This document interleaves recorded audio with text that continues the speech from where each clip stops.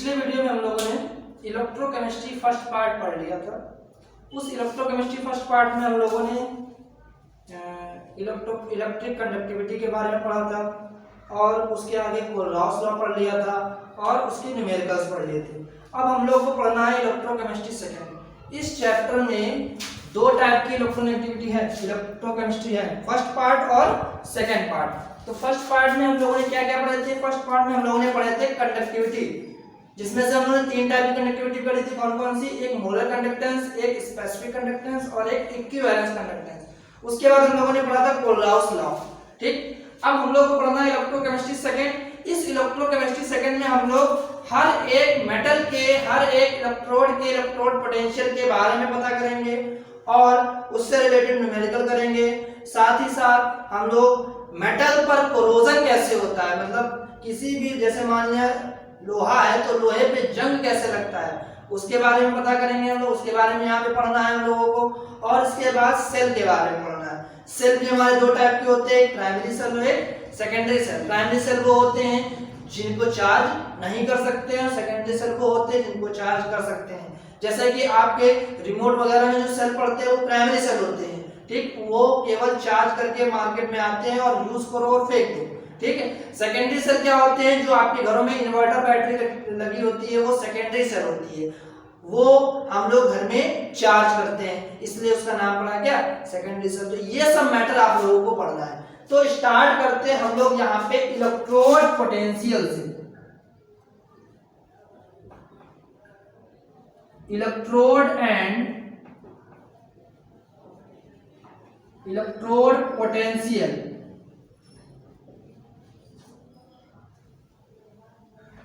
हिंदी में से कहते हैं इलेक्ट्रोड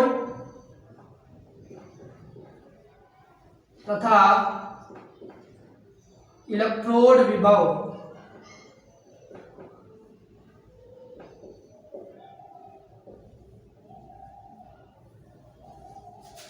बहुत ही इंपॉर्टेंट टॉपिक है, आप लोगों को ध्यान से सुनना पड़ेगा इसके बारे में, तभी आप सीख पाएंगे कैसे इलेक्ट्रोड पे पॉजिटिव चार्ज आता है, कैसे नेगेटिव चार्ज आता है, कैसे कोई सेल बनता है, वो सब चीजें यहाँ पे सीखनी पड़ेगी। तो स्टार्ट करते हैं। ठीक, सबसे पहले यहाँ पे मैं एक डायग्राम बना रहा हूँ, देखना ध्यान से डायग्राम क्या होगा।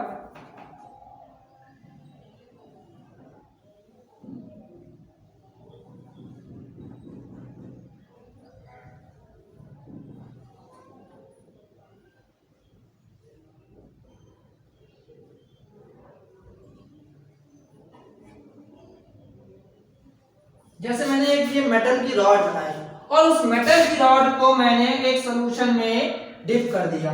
तो इस मेटल को हमने ले लिया है, ये मेटल की रॉड कौन सी है? जिंक रॉड है। और जो ये सॉल्यूशन यहाँ पे फिल है वो हमारा ZnSO4 जिंक सल्फेट का सॉल्यूशन है। ठीक है, ध्यान ये रखना है कि जो मेटल लेना है उसी मेटल का सॉल्ट सॉल्यूशन आपको कंटेनर में लेना पड़ेगा, तभी ये प्रोसेस हो पाएगी। अब क्या होगा?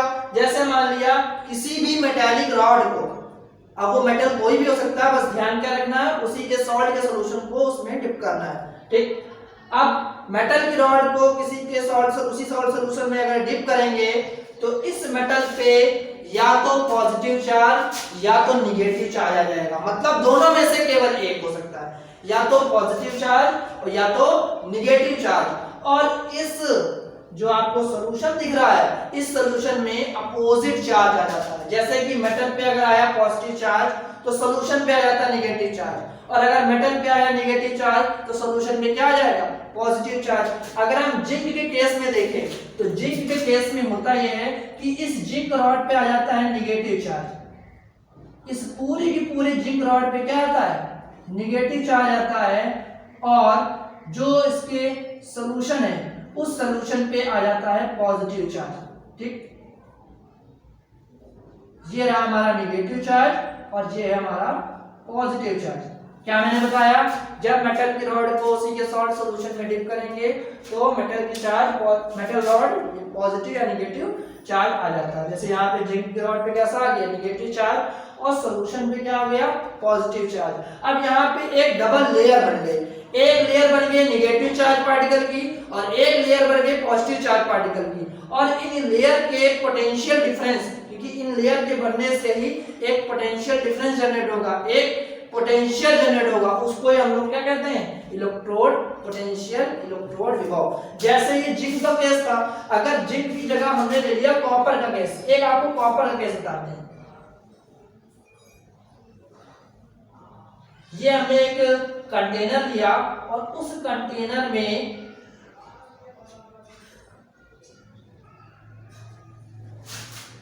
ये कौन सी रॉड है, ये है कॉपर की रॉड, और इसमें सोल्यूशन कौन सा भरा, मान लिया कॉपर सल्फेट का सोल्यूशन भरा। तो कॉपर के केस में क्या होता है, कॉपर के केस में होता यह है कि कॉपर का जो रॉड है वो पॉजिटिव चार्ज की हो जाती है, मतलब कॉपर पे पॉजिटिव चार्ज आ जाता है,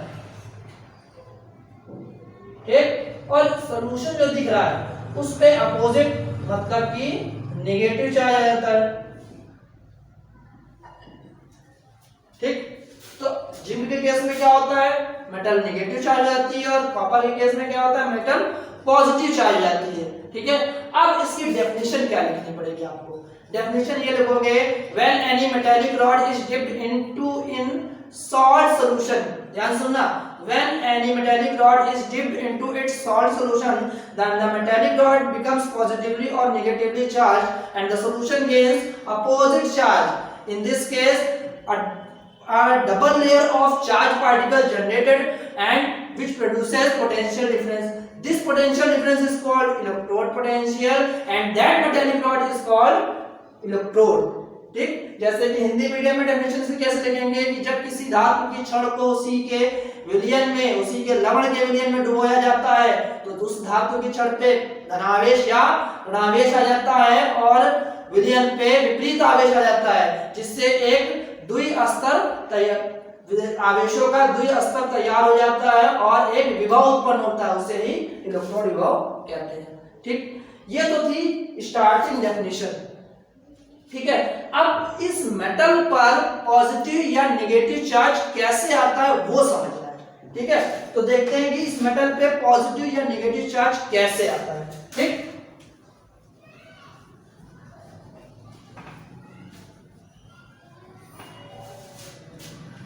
चलिए, मेटल पे पॉजिटिव या नेगेटिव चार्ज कैसे आता है उसके लिए दो फैक्टर काम करते हैं। पहला फैक्टर जो है उसका नाम है सॉल्यूशन प्रेशर, जिसको हम लोग कहते हैं विलयन दाब, हिंदी में कहेंगे इसको विलयन दाब। और जो सेकंड हमारा है उसे हम लोग कहते हैं ऑस्मोटिक प्रेशर, जाना पहचाना नाम, ऑस्मोटिक प्रेशर, परासरण दाब, ठीक। अब ये होते क्या है ये समझना है, ठीक है। जैसे मान लिया आपने उस रॉड, किसी एक मेटल की रॉड को उस किसी एक सॉल्यूशन में डिप कर रहे हैं, ठीक है। मान लिया हमने मेटल की रॉड को सॉल्यूशन में डिप कर रहे हैं, तो मेटल की पहली प्रॉपर्टी क्या है, इलेक्ट्रॉन को जल्दी से लूज करना, इलेक्ट्रॉन को जल्दी से निकाल देना।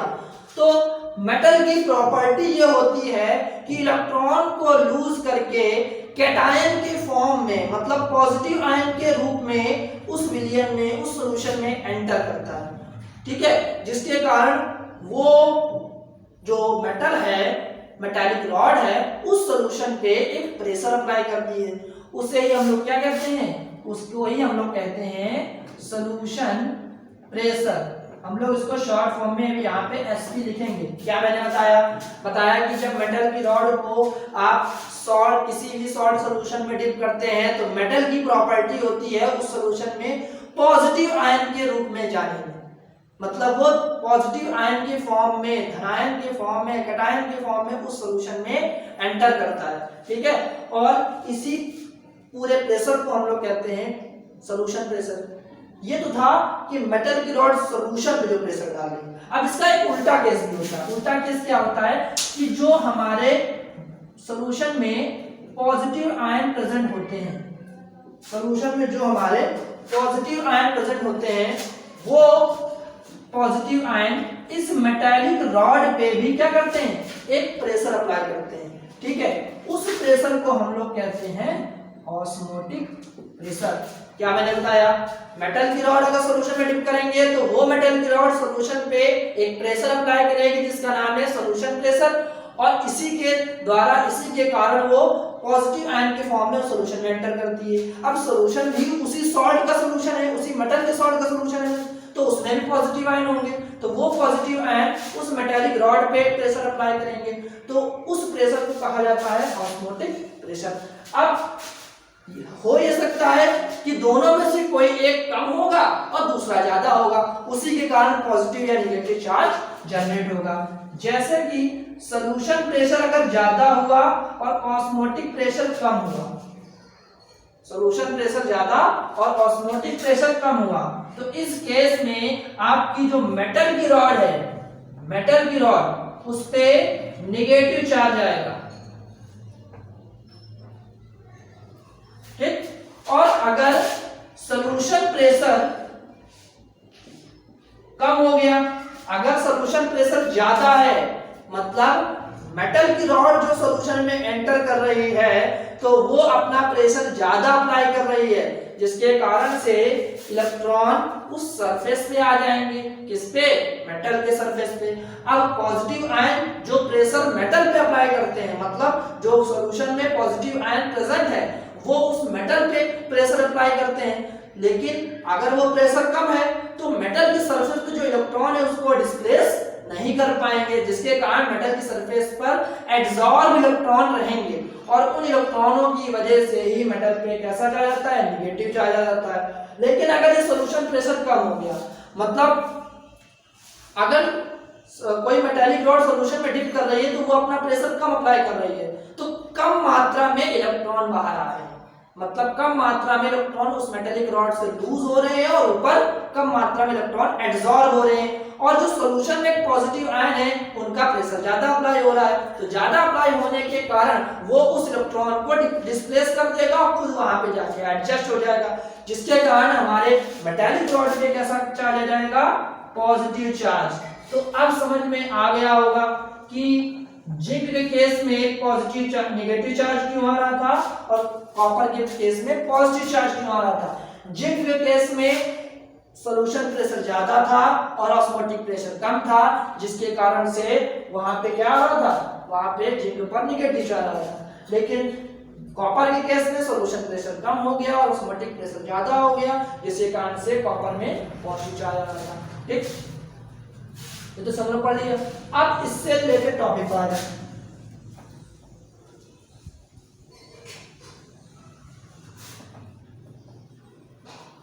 चलिए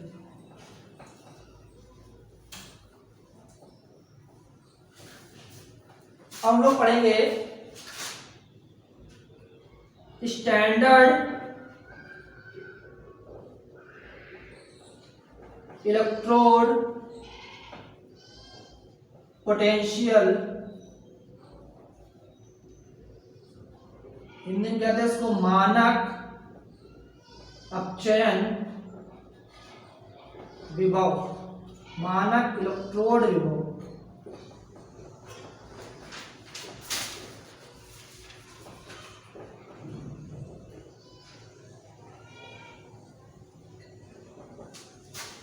चलिए कुछ नहीं है, डेफिनेशन वैसे ही है, बस कुछ कंडीशंस जोड़ देनी है, ठीक है। अब क्या कंडीशन जोड़नी है वो बताते हैं, डायग्राम पहले देखते हैं।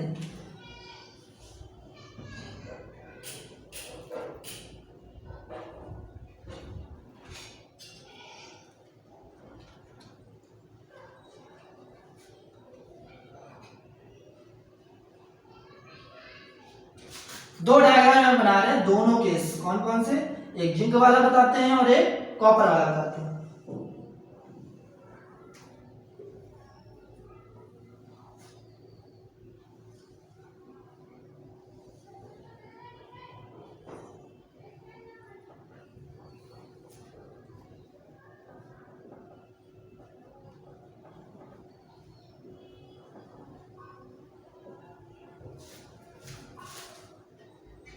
अब देखिए ध्यान क्या रखना है इसमें, ध्यान ये रखना है कि जो सॉल्ट सॉल्यूशन आपने लिया है उसका कंसंट्रेशन होना चाहिए 1 मोलर, मतलब जो आप यहाँ पे सॉल्यूशन भरेंगे उसकी कंसंट्रेशन कितनी होनी चाहिए, 1 मोलर। टेम्परेचर कितना लेना है, 25 डिग्री सेल्सियस, और प्रेशर कितना रखना है, 180। इतनी कंडीशन रख के ही आप क्या कर सकते हैं, इसकी डेफिनेशन बना सकते हैं। ठीक, आप क्या बताएंगे, पहली बात तो ध्यान ये रखना ही है कि जिंक रॉड पे कैसा चार्ज होगा, नेगेटिव चार्ज जनरेट होगा, और सॉल्यूशन पे पॉजिटिव चार्ज। और अगर हम कॉपर के केस की बात करें तो कॉपर में प्लस और सॉल्यूशन में नेगेटिव चार्ज। क्या लिखेंगे डेफिनेशन, डेफिनेशन आपको यह बतानी है, जब किसी धातु की छड़ को उसी के लवण के 1 मोलर सांद्रता वाले विलयन में डुबोया जाता है, क्या सुना, जब किसी धातु की छड़ को उसी लवण के विलयन के 1 मोलर सांद्रता वाले विलयन में डुबोते हैं और ताप 25 डिग्री सेल्सियस और दाब 1 एटीएम रखते हैं, तो इस समय प्राप्त इलेक्ट्रोड मानक इलेक्ट्रोड और प्राप्त इलेक्ट्रोड विभव मानक इलेक्ट्रोड विभव कहलाता है। ठीक, डेफिनेशन इंग्लिश मीडियम में क्या बनेगी, when any metallic rod is dipped into its 1 molar concentration of salt solution at 25 degree Celsius temperature and 1 atmospheric pressure, in this case the obtained electrode is called standard electrode and the obtained potential is called standard electrode potential। ये definition आपको लिखनी है। अब इसका दूसरा नाम भी है, ठीक है, स्टैंडर्ड इलेक्ट्रोड पोटेंशियल को हम लोग स्टैंडर्ड रिडक्शन पोटेंशियल भी कहते हैं, मतलब मानक इलेक्ट्रोड विभव को मानक अपचयन विभव भी कहते हैं।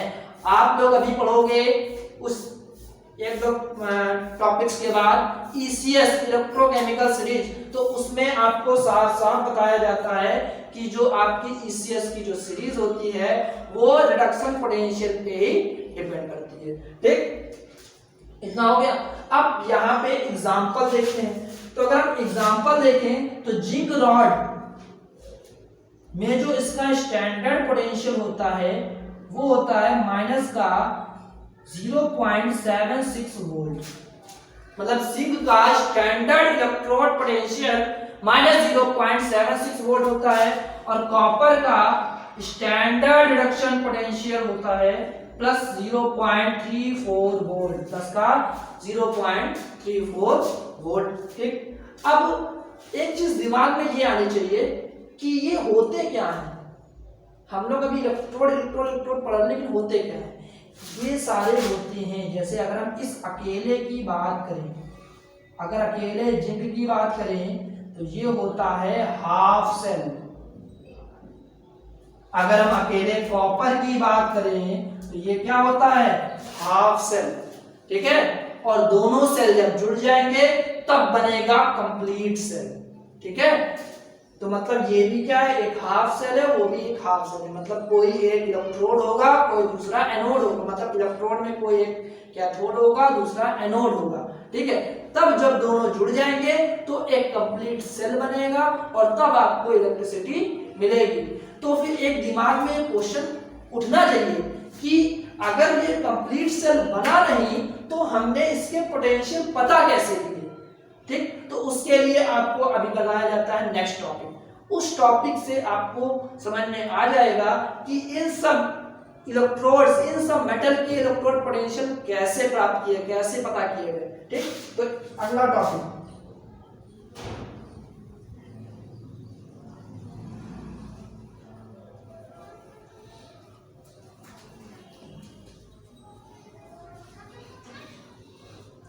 नेक्स्ट टॉपिक जो है उसका नाम है स्टैंडर्ड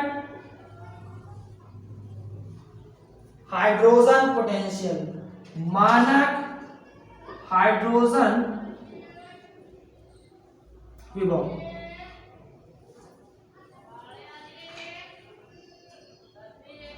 ठीक, अब ये क्या होता है देखो,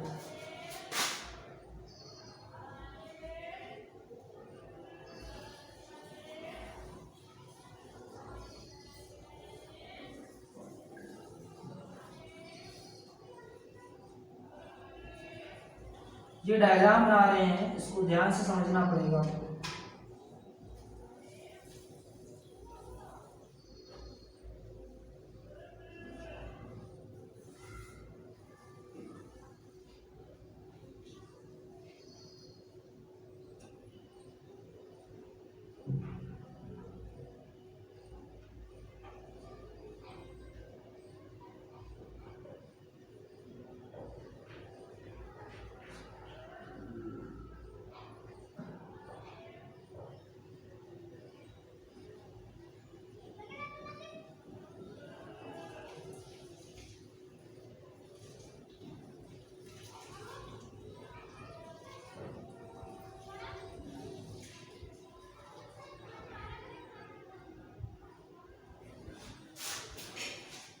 देखिए यहां पे सॉल्यूशन फिल है, H प्लस आयन कंसंट्रेशन यहाँ पे है 1 मोल। मतलब मान लिया कोई एसिड का या कोई ऐसे सॉल्ट का सॉल्यूशन मिक्स है, यहाँ मिला हुआ है जो केवल H प्लस आयन ही प्रोड्यूस करता है। ठीक, ये क्या है, ये हमारी प्लैटिनम रॉड है, तो ये लगी है, ये प्लैटिनम रॉड है और ये हमारा प्लैटिनम ब्लैक है। प्लैटिनम का ही एक एलोट्रोपिक फॉर्म होता है प्लैटिनम ब्लैक, या कह सकते हो ऊपर कोटिंग कर रखी है किसकी, प्लैटिनम ब्लैक की। नीचे जो आपको ये आपको पत्ती टाइप की जो दिख रही है, प्लेट टाइप की दिख रही है, उसमें प्लैटिनम ब्लैक चढ़ा होता है। और उसको हम लोग डिप किसमें करते हैं, हाइड्रोजन आयन के 1 मोलर कंसंट्रेशन में। टेम्परेचर कितना रखेंगे, 25 डिग्री सेल्सियस। प्रेशर कितना रखेंगे, 1 atm। इस पूरी कंडीशन पर, ठीक है, पूरा जो अपरेटस तैयार हुआ है उसको हम लोग कहते हैं स्टैंडर्ड हाइड्रोजन इलेक्ट्रोड। ठीक, क्या लिखोगे, आपको लिखना यह है कि जब किसी प्लैटिनम की छड़ को, जिस पर प्लैटिनम ब्लैक चढ़ी होती है, को हाइड्रोजन आयन के 1 मोलर सांद्रता वाले विलयन में 25 डिग्री सेल्सियस ताप और 1 atm दाब पर डुबोया जाता है, तो इस तरह से प्राप्त इलेक्ट्रोड को ही मानक हाइड्रोजन इलेक्ट्रोड कहते हैं। When platinum rod in which platinum black is coated, या आपको लिखना है when platinum rod is dipped into hydrogen ion concentration of 1 molar solution at 25 degree Celsius temperature and 1 atmospheric pressure, then the obtained electrode is called standard hydrogen electrode। अब इसमें हमने केवल electrode की ही बात की, पोटेंशियल की तो बात की नहीं। अब तो पोटेंशियल आपको ध्यान रखना है कि स्टैंडर्ड हाइड्रोजन इलेक्ट्रोड का जो पोटेंशियल होता है वो 0 होता है। इसका पोटेंशियल 0 होने के कारण ही हम लोग और इलेक्ट्रोड के पोटेंशियल पता करते हैं। जैसे कि अभी जिंक का हम लोगों ने बताया था स्टैंडर्ड हाइड्रोजन इलेक्ट्रोड पोटेंशियल, जो स्टैंडर्ड पोटेंशियल जो था वो -0.76 वोल्ट था। तो वो कैसे पता चला, वो हमने क्या किया था कि उसको एक हाफ सेल बना लिया और एक हाफ सेल हाइड्रोजन वाला है, दोनों का हमने जोड़ दिया और बीच में एक पोटेंशियल को मेजर करने वाला कोई एक मीटर लगा लिया, ठीक है, वोल्टामीटर जैसे। अब उसको हमने लगा के एक कंप्लीट सेल बना लिया जोड़ के, तो कुछ पोटेंशियल उस वोल्टामीटर में दिखाई पड़ा, तो उस पोटेंशियल को कहा गया कि वो किसका है, जिंक का पोटेंशियल है, क्योंकि हाइड्रोजन का तो कोई पोटेंशियल होता ही नहीं है। तो जब हाइड्रोजन में कोई पोटेंशियल नहीं मिल रहा है तो वो पोटेंशियल जितना था वो किसका हुआ, जिंक का हुआ। अगर ऐसे कॉपर की बात की जाए तो वो सारा पोटेंशियल किसका होगा, कॉपर होगा। ठीक, अब आज इतना ही पढ़ाया, कल नेक्स्ट वीडियो में आपको आगे नेक्स्ट टॉपिक पढ़ाएंगे। ठीक।